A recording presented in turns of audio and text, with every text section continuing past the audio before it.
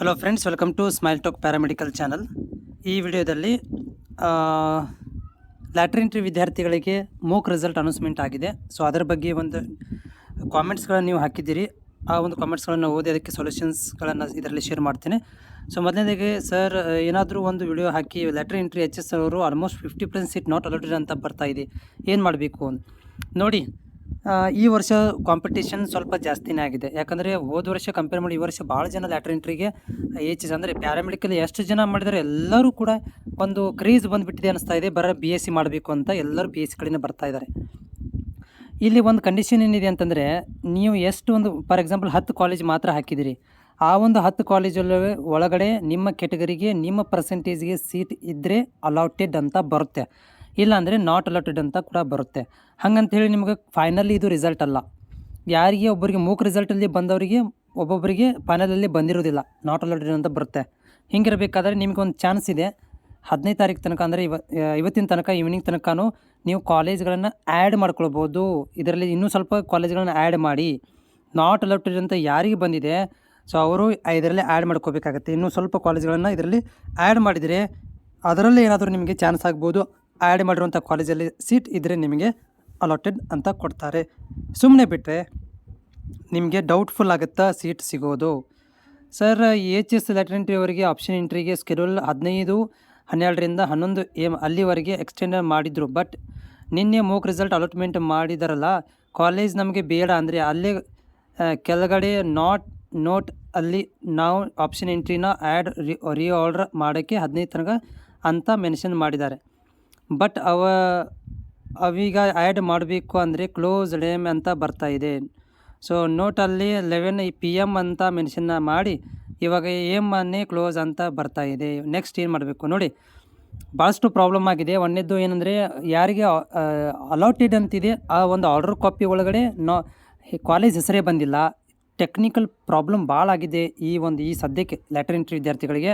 ಅದಕ್ಕೆ ಕನ್ಕ್ಲೂಷನ್ ಅವರೇ ಕೊಡಬೇಕು. ಆಮೇಲೆ ನಾವೊಂದು ರಿಕ್ವೆಸ್ಟ್ ಮಾಡ್ಕೊಳ್ಳೋದೇನೆಂದರೆ, ಬೆಂಗಳೂರು ಸಮೀಪದಲ್ಲಿರುವಂಥವ್ರು, KEಗೆ ಸಮೀಪದಲ್ಲಿರುವಂಥವ್ರು ಈಗಲೇ ಇವತ್ತೇ ಹೋಗಿ ನೀವು ಈ ಪ್ರಾಬ್ಲಮ್ ಅವ್ರ ಜೊತೆಗೆ ಶೇರ್ ಮಾಡಬೇಕು. ಯಾಕಂದರೆ ಅವ್ರಿಗೆ ಗೊತ್ತಾಗೋದಿಲ್ಲ ಟೆಕ್ನಿಕಲ್ ಏನಾಗಿದೆ ಅಂತ.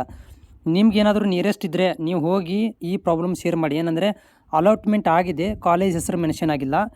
ಆಮೇಲೆ ಆಪ್ಷನ್ ಎಂಟ್ರಿ ಮಾಡಲಿಕ್ಕೆ ಮತ್ತು ಆರ್ಡರ್ ಮಾಡಲಿಕ್ಕೆ ಈ ಆಪ್ಷನ್ ಎಂಟ್ರಿ ಕ್ಲೋಸ್ ಮಾಡಿದ್ದೀರಿ, ಅದನ್ನು ಕ್ಲಿಯರ್ ಮಾಡಿರಿ ಅಂತ ನೀವು ಅಲ್ಲಿ ಹೋಗಿ ಇನ್ಫಾರ್ಮ್ ಮಾಡಿದರೆ ಸೊ ಅವ್ರುಗಳು ಏನು ಮಾಡ್ತಾರಪ್ಪ ಅಂತಂದರೆ ಅದನ್ನು ಕ್ಲಿಯರ್ ಮಾಡಿಕೊಡ್ತಾರೆ. Sir, HS lottery entry mock result ಬಿಟ್ಟಿದ್ದಾರೆ ಸರ್, ಸೀಟ್ ಸಿಕ್ಕಿದೆ. ನೆಕ್ಸ್ಟ್ ಪ್ರೊಸೆಸ್ ಏನಂತ ನೋಡಿ. ಯಾರಿಗೆ ಸೀಟ್ ಸಿಕ್ಕಿದೆ, Mandya institute of medical science ಇವ್ರಿಗೆ ಸಿಕ್ಕಿದೆ ಅಂತ ಹೇಳ್ತಾ ಇದ್ದಾರೆ. ಇದು ಗೌರ್ಮೆಂಟ್ ಕಾಲೇಜು, ಪಕ್ಕ ಸಿಕ್ಕಿದೆ ಅಂತ ಹೇಳ್ತಾ ಇದ್ದಾರೆ. ಬಟ್ ಏನಂದರೆ, ಇದು ಮೂಕ್ ರಿಸಲ್ಟು, ಇದು ಗ್ಯಾರಂಟಿ ರಿಸಲ್ಟ್ ಅಲ್ಲ. 85% ಇದೇ ಕಾಲೇಜ್ ಬರುತ್ತೆ, 15% ಗ್ಯಾರಂಟಿ ಅಲ್ಲ. ಓಕೆ, ನೀವು ಕಾಯಬೇಕಾಗುತ್ತೆ. ಸೀಟ್ ಅಲಾಟೆಡ್ ಆಗಿದೆ ಬಟ್ ಕಾಲೇಜ್ ಬೇಡ, ಚೇಂಜ್ ಮಾಡ್ಕೋಬೇಕು. ನಿಮಗೆ ಕಾಲೇಜ್ ಬೇಡ ಅಂದರೆ, ಈಗೇನು ಮೂಕ್ ರಿಸಲ್ಟಲ್ಲಿ ಸೀಟ್ ಸಿಕ್ಕಿದೆ ಅದು ಬೇಡ ಅಂದರೆ ಅದನ್ನು ರಿಮೂವ್ ಮಾಡಿ, ಹೌದಾ, ಅದರ ಜಾಗದಲ್ಲಿ ಬೇರೆ ಕಾಲೇಜನ್ನು ಹಾಕಿ. ಅದು ನಿಮಗೆ ಮುಂದೆ ಏನಾಗುತ್ತೆ ಅಂದರೆ ಫೈನಲ್ ರಿಸಲ್ಟಲ್ಲಿ ಸೀಟ್ ಇದ್ದರೆ ಕೊಡ್ತಾರೆ, ಇಲ್ಲಾಂದರೆ ಕೊಡೋದಿಲ್ಲ. ಅದೇ ಬೇಡ ಅಂತಂದರೆ ರಿಮೂವ್ ಮಾಡಬೇಕಾಗುತ್ತೆ. HS ಚಾನಲ್ ತುಂಬಿದ್ದೀವಿ. ನೆಕ್ಸ್ಟ್ ಅಡ್ಮಿಷನ್ ಆರ್ಡರ್ ಪ್ರಿಂಟ್ ಇದೆ. ನೆಕ್ಸ್ಟ್ ಏನು ಮಾಡಬೇಕು, ಅಡ್ಮಿಷನ್ ಮಾಡಿಸಿ ಆಮೇಲೆ ಕಾಲೇಜ್ ಜಾಯ್ನ್ ರಿಪೋರ್ಟ್ ಡೌನ್ಲೋಡ್ ಮಾಡಬೇಕಾ ನೋಡಿ. ಇವಾಗ ನೀವು ಆರ್ಡ್ರ್ ಕಾಪಿ ಆಯಿತು, ಆರ್ಡ್ರ್ ಕಾಪಿ ಡೌನ್ಲೋಡ್ ಮಾಡಿಕೊಂಡು ಕಾಲೇಜ್ ಅಡ್ಮಿಷನ್ ಹೋಗಬೇಕು, ಹೌದಾ. ಜಾಯ್ನಿಂಗ್ ಕಾಲೇಜಲ್ಲಿ ಹೋಗಿ ಜಾಯ್ನ್ ಆಗಬೇಕು. ಜಾಯ್ನ್ ಆದಮೇಲೆ ಅದು ಕಾಲೇಜ್ನವರು ಕೂಡ ಮಾಡ್ತಾರೆ ಅಥವಾ ನೀವು ಕೂಡ ಮಾಡ್ಕೊಳ್ಬೋದು. ಬಟ್ ನೀವೇನು ಮಾಡಬೇಕು, ಈಗ ಆರ್ಡ್ರ್ ಕಾಪಿ ಡೌನ್ಲೋಡ್ ಮಾಡಿಕೊಂಡು ಕಾಲೇಜಿಗೆ ಅಡ್ಮಿಷನ್ ಹೋಗಿ. ಸರ್, ದಯಾನಂದ ಸಾಗರ BPT 45,000 ರೂಪಾಯಿ ಕೇಳ್ತಾ ಇದ್ದಾರೆ. 750 ರೂಪಾಯಿ ಪೇ ಮಾಡಿದಿರಿ, ಸೆಕೆಂಡ್ ರೌಂಡಿಗೆ ಹೋಗ್ಬೋದಾ? ಇಲ್ಲ, ಹೋಗ್ಲಿಕ್ಕೆ ಬರೋಂಗಿಲ್ಲ. 750 ರೂಪೀಸ್ ನೀವು ಕನ್ಫರ್ಮ್ ಮಾಡಿದ ಮೇಲೆ ಪೆಂಡಿಂಗ್ ಇರುತ್ತೆ. ಸೊ ನೀವು ಹೋಗಲೇಬೇಕಾಗತ್ತೆ. ಇಲ್ಲಪ್ಪ ಅಂತಂದರೆ ನೀವೇನು ಮಾಡಬೇಕು, KEಗೆ ಹೋಗಿ ಕ್ಯಾನ್ಸಲ್ ಮಾಡಿಸ್ಬೇಕು. HS ರೆಗ್ಯುಲರ್ ಸ್ಟೂಡೆಂಟಿಗೆ ಅಡ್ಮಿಷನ್ ಮಾಡಿಸ್ಲಿಕ್ಕೆ ಟೈಮ್ ಇದೆ, ಇಲ್ಲಿ ಮತ್ತೆ ಟೈಮ್ ಇದೆ. ಟೈಮ್ ನೋಡಿ, ಆಲ್ರೆಡಿ ನಿಮಗೆ ಅದು ಸ್ಕೆಡ್ಯೂಲಲ್ಲಿ ಕೊಟ್ಟಿದ್ದಾರೆ, ನಮ್ಗೆ ನೆನಪು ಬರ್ತಾ ಇಲ್ಲ. ಸ್ಕೆಡ್ಯೂಲ್ ಚೆಕ್ ಮಾಡ್ಕೊಂಡು ಸ್ಕೆಡ್ಯೂಲ್ ಪ್ರಕಾರ ಹೋಗಿ. ನಂದು BSc HS ಲ್ಯಾಟ್ರಿ ಎಂಟ್ರಿಯಲ್ಲಿ BSc MIT student ನಾನು ಸರ್. GMH ಕೆದ್ವಾಯಿನಲ್ಲಿ ಸೀಟ್ ಅನೌನ್ಸ್ಮೆಂಟ್ ಆಗಿ, ಬಟ್ ಸರ್ ನಾನು ಕಾಲೇಜ್ ಸೀಟ್ ಮ್ಯಾಟ್ರಿಕ್ಸಲ್ಲಿ ಕೆದ್ವಾಯಿ ಕಾಲೇಜ್ನಲ್ಲಿ GMHನಲ್ಲಿ ಸೀಟ್ ಇಲ್ಲ ಸರ್. ರೇಡಿಯೋಥೆರಪಿನಲ್ಲಿ ಇದೆ. ಲಾಸ್ಟ್ ಟೈಮ್ನು ಆಪ್ಷನ್ ಎಂಟ್ರಿ ಮಾಡುವಾಗ ನೀವು ಹೇಳಿದರೆ ಹಾಗೆ BSc ರೇಡಿಯೋಥೆರಪಿ ಕೋರ್ಸ್ ಸೆಲೆಕ್ಟ್ ಮಾಡಿದ್ದೀವಿ. ನಮಗೀಗ BSc MIT ಮಾಡೋದಿದೆ ನೋಡಿ. ಏನು ಪ್ರಾಬ್ಲಮ್ ಆಗಿದೆ ಅಂದರೆ, ಇವರಿಗೆ ಆಪ್ಷನ್ ಎಂಟ್ರಿ ಮಾಡಬೇಕಾದ್ರೆ ಅಲ್ಲಿ ಏನು ತೋರಿಸಲಿಲ್ಲ ಅಂತಂದರೆ, ಇದನ್ನು ಕಾಲೇಜ್ ಸೆಲೆಕ್ಟ್ ಮಾಡ್ಕೋಬೇಕಾದ್ರೆ ಅಲ್ಲಿ ರೇಡಿಯೋಥೆರಪಿ ಅಂತ ತೋರಿಸ್ತಾ ಇತ್ತು. ಅವಾಗ ಒಂದು ವಿಡಿಯೋ ಮಾಡಾಕಿದ್ದೆ ನಾನು. ರೇಡಿಯೋಥೆರಪಿ DMIT ಅಂತ ಇದು BSc MIT ತೋರಿಸ್ತಾ ಇಲ್ಲ ಅಂತ ನನಗೆ ಕಾಮೆಂಟ್ಸ್ ಹಾಕಿದ್ರು. ಆ ಒಂದು ಕಾಮೆಂಟ್ಸ್ ಓದಿ ಏನು ಹೇಳಿದ್ದೆ ಅಂದರೆ, ನಾನು BSc MIT ಇಲ್ಲ ಅಂತಂದರೆ ನೀವು ಅಲ್ಲಿ ಏನಿರುತ್ತೆ ಆಪ್ಷನ್ ರೇಡಿಯೋಥೆರಪಿ ಅಂತ ಇರುತ್ತೆ, ಅದನ್ನು ಸೆಲೆಕ್ಟ್ ಮಾಡ್ಕೊಳ್ಳಿ. ಅದರ ಬಗ್ಗೆ ಕೂಡ ನಾನು ಹೋದ ವರ್ಷದ ವಿದ್ಯಾರ್ಥಿಗಳು ಎಕ್ಸಾಂಪಲ್ ಕೂಡ ಕೊಟ್ಟಿದ್ದೆ. ಹೋದ ವರ್ಷ ಹಿಂಗೆ ಆಗಿತ್ತು. ಅವ್ರು ಏನು ಮಾಡಿದರು, BSc ರೇಡಿಯೋಥೆರಪಿ ಅಂತ ಸೆಲೆಕ್ಟ್ ಮಾಡ್ಕೊಂಡ್ರು. ಅಲ್ಲಿ ಕಾಲೇಜಿಗೆ ಹೋದಾಗ ಅಲ್ಲಿ ಏನಿತ್ತು, ಇಮೇಜಿಂಗ್ ಟೆಕ್ನಾಲಜಿ ಇತ್ತು, ಅದನ್ನು ಅವರು ಚೇಂಜ್ ಮಾಡ್ಕೊಂಡಿದ್ದರು.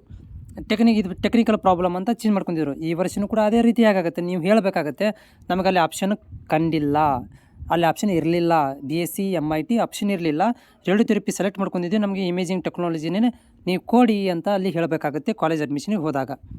ನಾಟ್ ಅಲೌಡ್ ಅಂತ ಬಂದರೆ ನೀವು ಮತ್ತಷ್ಟು ಕಾಲೇಜ್ಗಳನ್ನು ಆ್ಯಡ್ ಮಾಡ್ಕೊಳ್ಳಿ. Bro for BPSc nursing govt Kidwai college. Okay, so GMS I am belong to ST, no problem. SCಗೆ ಫೀಸ್ ಬೇರೆ, STಗೆ ಫೀಸ್ ಬೇರೆ ಅಂತ ಎಲ್ಲೂ ಇಲ್ಲ. ಫೀಸ್ ಮಾತ್ರ ಫಿಕ್ಸ್ ಇರುತ್ತೆ. ಆಮೇಲೆ ಅಲೌಟ್ ಆಗಿರೋದು GML ಮಾತ್ರ. ನಿಮ್ಮ ಕೆಟಗರಿನೇ ನಿಮ್ಮ ಸ್ಕಾಲರ್ಶಿಪ್ ಏನು ಸಿಗುತ್ತೆ ಅದು ಸಿಗುತ್ತೆ. ನಿಮ್ಮ ಹಾಸ್ಟೆಲಿಂದ ಸಿಗಬೇಕು, ಅದು ನಿಮ್ಮ ಕಾಸ್ಟಲ್ಲಿ ಸಿಗುತ್ತೆ. ಅಡ್ಮಿಷನ್ ಮಾತ್ರ GML ಮಾತ್ರ ಆಗುತ್ತೆ. SC STಗೆ ಏನು ಪ್ರಾಬ್ಲಮ್ ಆಗೋದಿಲ್ಲ. ಓಕೆ, ಆ GML ನಿಮಗೆ ಸೀಟ್ ಅಲಾಟ್ಮೆಂಟ್ ಆಗಿದ್ದರೆ ಅದಕ್ಕೆ ನಿಮ್ಮ ಕಾಸ್ಟಿಗೇನು ತೊಂದರೆ ಆಗೋದಿಲ್ಲ.